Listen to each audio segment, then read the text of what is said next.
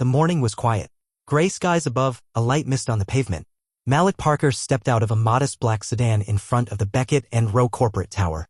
A messenger bag slung over one shoulder, plain black coat, dark jeans, and old boots that had seen years of walking. He paused for a moment, glanced up at the tall building. He'd been here before, years ago. But this was different. Today he wasn't coming for an interview. He walked toward the main entrance, pulling the glass door open with one hand. "Sir, hold up." A firm voice cut across the lobby. The security guard stood from behind his desk. Mid-50s. White. Blue uniform just a little too tight at the collar. His name tag read Russ. Malik stopped. Turned. "You lost?" Russ asked, approaching with slow, confident steps. "No," Malik said calmly. "I'm here for a meeting." Russ scanned him up and down.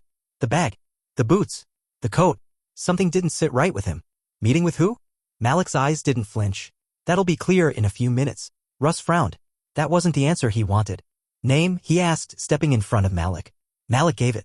"First and last." Russ blinked. "Spell that." Malik did. Patiently. Slowly. His voice steady. Russ typed something into the terminal. Waited. Then looked back at Malik. "Nothing's coming up. I'm gonna have to ask you to wait outside." Malik didn't move. "Is there a problem?" he asked. Russ took a small step forward. "Yeah. You're not clear to enter. You're not on the visitor list. I'm asking you to wait outside until someone comes and gets you. That's standard procedure." "No one's coming to get me," Malik said. Russ' brows knit. He was used to compliance. Deference. This wasn't that. He folded his arms. "Look, I'm not going to argue," he said. "Step outside. Now." Malik didn't argue either. He reached slowly into his coat pocket, pulled out a slim black case, unsnapped it. Russ leaned forward slightly, skeptical, then froze. The ID inside was clear. Malik Parker, CEO. Beckett and Rowe. Russ stared. His mouth opened, then closed again. Malik's voice stayed calm. "I didn't come to make a scene," he said. "But you stopped me before I even reached the reception desk." Russ looked at the ID, then at Malik, then back again. His face flushed a pale red. I didn't know." Malik nodded once. Clipped the ID back into place. "I know." He stepped past him toward the elevators. Russ didn't move. Malik didn't look back. The elevator doors closed with a soft hiss behind Malik. Inside, the panel lights blinked as the floors passed 2, 3, 4. He didn't move. Hands at his sides. Shoulders still, face calm. But his mind wasn't quiet. He wasn't surprised. Not really. This wasn't the first time. And it wouldn't be the last. The doors opened on the 12th floor, executive level. A receptionist looked up from behind a sleek, modern desk. Mid-30s, sharply dressed, eyes widening as soon as she saw him. "Mr. Parker," she stood immediately, smoothing her blazer. "Good morning," Malik said simply. "We weren't expecting you until 9. "It's 9:02, he replied, without looking at the clock. She smiled, flustered. "Of course. Right? Sorry. The team is in the conference room." Malik nodded once. As he moved past her, she pressed a button on her phone. "He's here," she whispered. Downstairs, Russ still stood frozen beside his desk. He hadn't sat back down. The screen in front of him showed Malik's ID now, big and unmistakable. The new CEO. Appointed last week. The one he hadn't bothered to Google. The one whose face he hadn't recognized. Behind him, another guard approached, younger, eyes wide. "Was that him?" the younger man asked quietly. Russ didn't answer right away. He just nodded. Slowly. Like something was catching up to him that he couldn't outrun. The younger guard glanced toward the front doors, then back at Russ. "What are you gonna do?" Russ sat down, but didn't speak. In the elevator above, Malik adjusted his bag on his shoulder and stepped into the glass-walled boardroom. 12 people looked up from around the table, VPs, directors, consultants. They all stood as he entered. He didn't smile. Just nodded. "Let's begin." He was ready to lead. But he hadn't forgotten. And neither had the man downstairs. The boardroom was silent at first. No chatter. No nervous laughter. Malik placed his bag beside the chair at the head of the table. "Saturday." Folded his hands. He looked around the room. Slowly. One face at a time. Some met his gaze. Some didn't.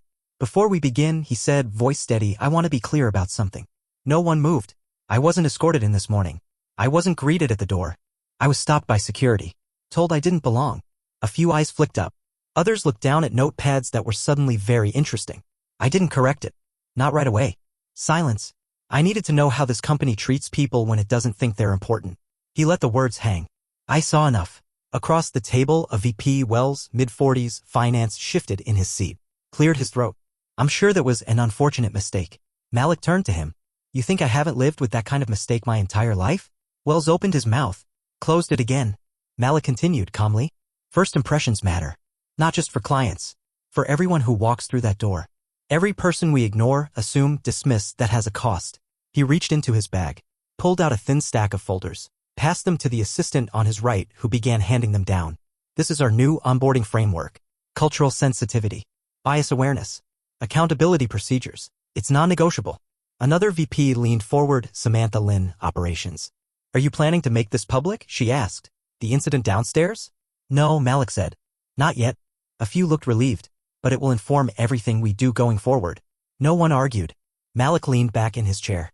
I didn't come here to fix surface problems. I came to change the culture. If anyone here has an issue with that, this is your chance to speak. The room stayed quiet. He nodded once. Let's move on. The meeting began.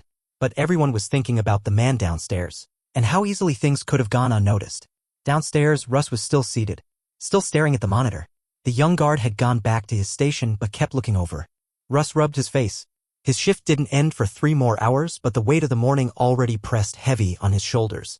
He reached for the phone, picked it up, paused, then dialed internal. Reception, the voice answered. This is Russ. Security. I need to speak with Mr. Parker's assistant. A pause. 1 moment. Seconds stretched.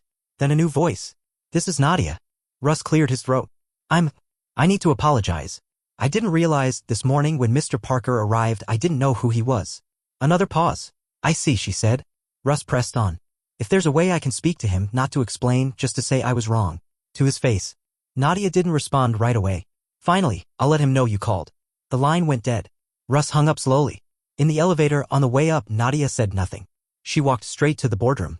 Waited until Malik paused between agenda items. She leaned in. Security called. Russ wants to apologize. In person. Malik's eyes didn't change. He gave a small nod. Tell him to wait. I'll come down. And just like that he returned to the meeting. Everyone watched.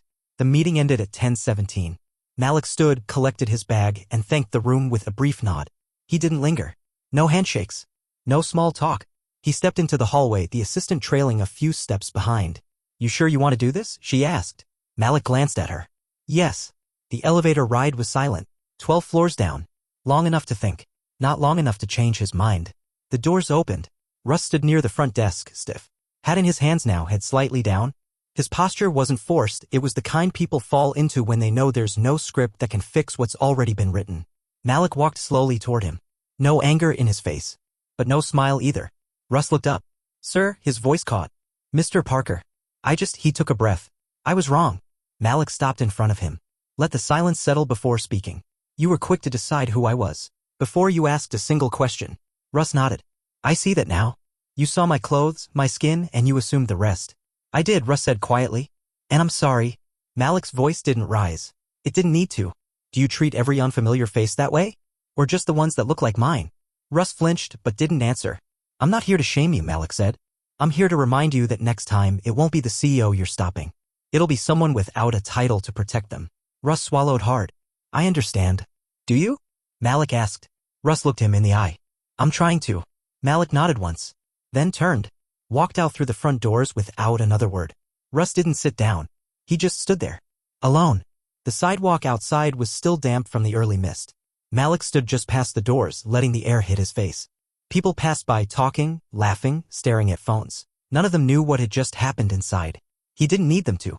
He reached into his coat pocket and pulled out his phone. Scrolled to a message thread marked board, exec updates. Typed a brief line. Culture shift starts at the door. More to come. Then he slid the phone away. Behind him, inside the building, Russ finally sat down. His hands trembled slightly as he typed something into the incident log. No one asked him to. It wasn't protocol. But it was the first time in years he felt like documenting the truth instead of just the process. In the break room upstairs, a pair of junior analysts talked quietly over coffee. Did you hear what happened with the new CEO? One asked. Only bits, the other said. Stopped by security, right? They shook their heads, unsure what to make of it. A few desks away, someone opened Malik's LinkedIn profile for the first time. They hadn't thought to look before. Now they were reading every line. Meanwhile, Malik crossed the street to the small cafe opposite the building. Ordered tea. Sat near the window. Alone. He didn't pull out his laptop. Didn't check his phone again. He just sat there watching the glass doors of the tower across the street. It was going to be a long road. But he'd just taken the first step. By noon, the story had already shifted floors. On 7, someone from HR mentioned it in a Slack message. No names, just CEO had a rough entrance today. Might want to update training protocol. By 5, it was on every floor. Not loudly. Not directly. Just inside conversations. In the way people paused near the elevator. In glances exchanged when Malik's name came up in a meeting. No one knew the full story. They only knew what they assumed. And now those assumptions felt uncomfortable. In the security room, Russ sat alone during his break, rewatching the footage. Not because he didn't remember, but because he needed to see himself from the outside. There he was, standing, blocking, arms folded, jaw set, and there was Malik. Calm, composed. Russ paused the video on the frame where Malik held up the ID. He leaned back, covered his mouth with one hand. A younger guard stepped in, looked at the screen. You gonna delete that? Russ didn't look away. No. The guard hesitated, then sat. They watched in silence. Upstairs, Malik returned to his office just after 1. His assistant had left a neat stack of folders on the desk: partnerships, forecasts, logistics. But the top folder was thinner. New. Labeled, internal review, lobby procedures. Malik picked it up, flipped the cover open. Inside, a handwritten note. Saw what happened. If we're redoing training, I want to be involved. We can do better than this. Jana, reception. He read it twice. Then he wrote a short reply on a sticky note. You're right. Let's meet Thursday. He closed the folder. The shift had begun. Not from a press release. Not from a mandate. But from a quiet moment between two people who'd simply decided this wasn't how it should be. Thursday came. Rain this time. Light and steady. Jana stood outside Malik's office, clutching a notepad. She wore a navy sweater, plain slacks, her badge clipped at the corner of her pocket. Not fancy. Not loud. She hesitated, then knocked once. Come in. Malik was seated at a small table away from his desk. A second chair already waiting. Thanks for making time, she said, sitting. I appreciate you reaching out, he replied. She opened her notepad. A list of ideas, some underlined, some scribbled sideways. But she didn't start there. I've been reception here for 4 years, she said. I've seen a lot. And I've stayed quiet more than I should have. Malik listened. I've watched guests get treated differently based on their accent, their clothes, even their gait. We don't say it out loud, but you can feel it. He nodded. Go on. I've trained new hires. I've corrected staff behind closed doors. But I've never had anyone from upstairs ask me how we greet people. Now she looked up. Until you. Malik leaned forward slightly. What would you change? Jana didn't hesitate. Everything about how we assume. She listed her points: new language for greetings, restructured check-in scripts, more authority for frontline staff to question their own bias without fear of backlash. Not big changes, but the kind that ripple. When she finished, she looked down. I'm not used to people listening to me past the welcome desk. Malik didn't smile, just nodded. That's going to change. Outside the office, 2 junior associates passed by. One glanced at the nameplate on the door, then lowered their voice. That's him. The other nodded. Quiet. They say he doesn't forget faces. Inside, Malik stood and extended his hand. Let's build this right. Jana stood too. Her handshake was firm. Not because she wanted to impress him. Because she finally believed she could. 2 weeks later, the quarterly all-staff meeting convened in the building's largest conference space. Rows of chairs. Soft buzz of conversation. Familiar faces, familiar hierarchy. Until Malik walked in. He didn't stand behind the podium. He stood beside it.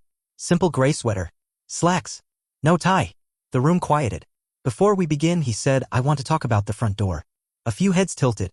The way we treat people before they speak. Before they explain. Before they have a chance to be seen. He paused. Some of you have heard about what happened my first day here. Some haven't. That's fine. It's not about the story. He let that settle. It's about what it revealed. In the second row, HR Director Karen straightened in her seat. She knew where this was going. In the last month, Malik continued, I've received more messages from junior staff than department heads. He held up a stack of printed notes. Not complaints. Suggestions. Reflections. People who've watched quietly for years and finally felt like they could speak. He flipped through a few pages. Read one out loud. I always wore a blazer to work because I noticed I got more respect than when I wore cardigans. I stopped saying my parents are from Ghana because it made people ask if I was here on a visa. The room stilled. I'm not reading these to shame anyone, Malik said. I'm reading them because this is the only way we change. His voice didn't rise. It didn't need to. Inclusion isn't a department. It's a behavior. A few nodded. Quietly. Slowly. In the coming weeks, you'll see changes to our orientation, our guest protocol, our evaluation criteria. They're not drastic, but they're intentional.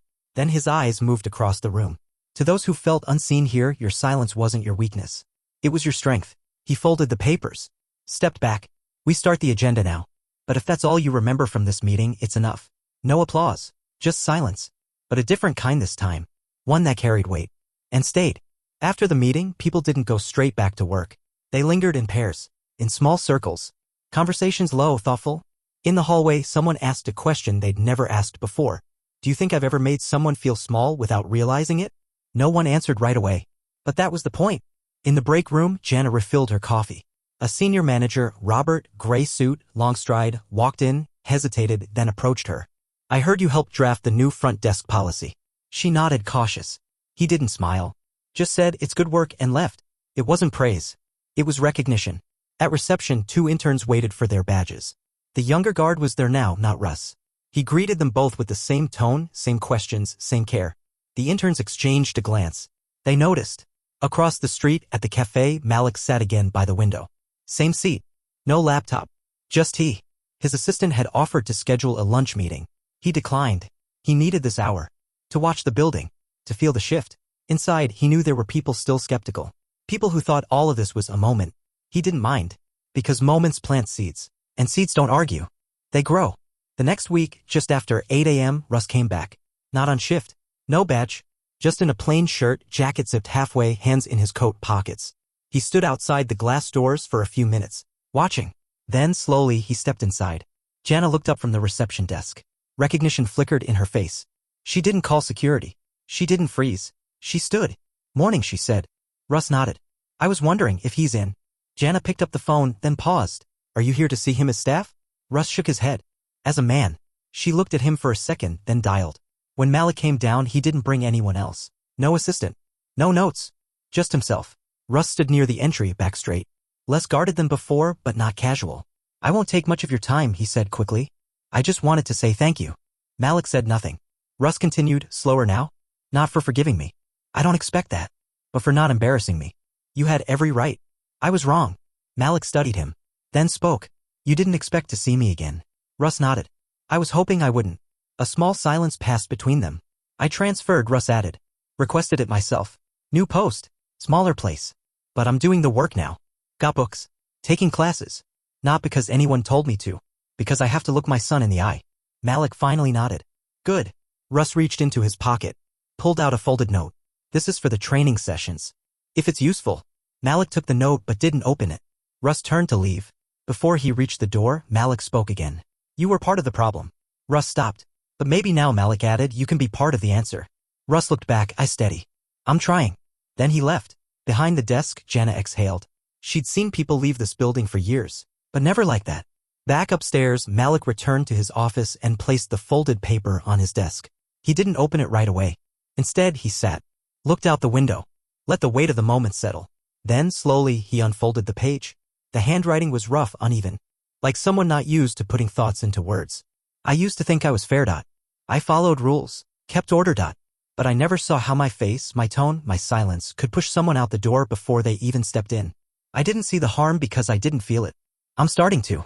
If this helps one officer, one guard, see it before it's too late, then use it. Malik folded the note again. No smile, but a quiet acknowledgement in his eyes. He slid the paper into a folder marked training materials. Across the hall, his assistant peeked in. Everything all right? He nodded. Then stood. We're updating the training sessions next quarter. Let's add a segment, perspectives from the other side. She paused. Stories. Experiences, he said. She nodded. Malik sat again, the city skyline stretching beyond the glass. He'd spent years earning his title. Now he was building something bigger. A space where someone's worst day might become someone else's awakening. A place where even the wrong ones, if they were willing, could help someone else get it right. The changes weren't loud. No sweeping announcements. No grand banners about inclusion or diversity. Just subtle things. The reception desk now had a small card on it, every guest matters. Let us prove it. New hire orientations started with real stories. Not policies. Interns were paired with mentors who didn't look like them. And Malik made it a point to eat lunch once a week, not in the executive dining room, but in the shared cafe. No reserved table. No staff trailing him. Just him. A tray. And the space beside him always open. Some employees joined. Some watched from afar. But the message was clear. Power didn't sit above them. It sat among them. In a third-floor strategy meeting, a younger analyst interrupted a senior manager politely but directly. I don't think we should assume that approach works for every demographic. A year ago, she might have been talked over. This time, the manager paused. Go on. Afterward, she received 3 messages. All said the same thing in different ways. I noticed. Thank you. Malik didn't see that exchange. But he didn't need to. He could feel the change. In how people paused before speaking. In who they invited to speak next. It was slow. Imperfect. But it was moving. And for now that was enough. One morning, months later, a school tour passed through the Beckett and Rowe lobby. A group of fifth graders chattering, eyes wide at the tall ceilings and shiny floors. Their teacher pointed things out, the security desk, the elevators, the cafe. A receptionist handed out stickers with the company's logo. At the back of the group, a boy stopped near the glass entrance. He stared at the automatic doors, then turned and looked at the people walking in. Suits, badges, lanyards. Then his eyes landed on Malik. He wasn't dressed like the others. No tie. Just a blazer and jeans. The boy watched him move through the space, unrushed, nodded at by others, greeted with familiarity. He leaned toward his teacher. Who's that man? The teacher squinted. That's the CEO, I think. The boy's eyes widened. That's the boss. She nodded. The boy said nothing for a moment. Then, quietly, he looks like my uncle. Malik had reached the elevators. He turned slightly, glanced across the lobby, and caught the boy's eye. Just for a second. He didn't wave. Didn't wink. But he nodded. A quiet acknowledgement. The boy nodded back. Innocent. Instinctive. Like something deep had been affirmed without a word. 6 months after that first morning, Malik stood alone in the lobby before sunrise. No crowd. No noise. Just stillness. He looked around at the reception desk where Jana now trained new hires. At the security desk where a young woman greeted him each morning by name. At the door where it all began. He walked to it. Stood in the same place Russ once did. The memory wasn't bitter. It was simply part of the architecture now. Not erased. Not ignored. Just known. Behind him, the day was starting. Coffee machines hissing. Shoes tapping on polished floors. And then, the sound of boots on concrete. He turned slightly. Russ stepped in. Not in uniform. A visitor badge now clipped to his coat. They met eyes. Russ gave a respectful nod. Not seeking anything. Just passing through. He was dropping off his son, now a temp in the mailroom. Malik nodded back. That was all. As Russ turned to leave, the boy entered, young, nervous, holding a visitor packet too tightly. He caught sight of Malik and froze for a second. Malik smiled, brief but real. The boy relaxed, took a breath, and walked in. Not just into a building, but into a place where someone had already cleared a path without raising a voice, without needing to shout who they were. Just by standing still, and letting others finally see.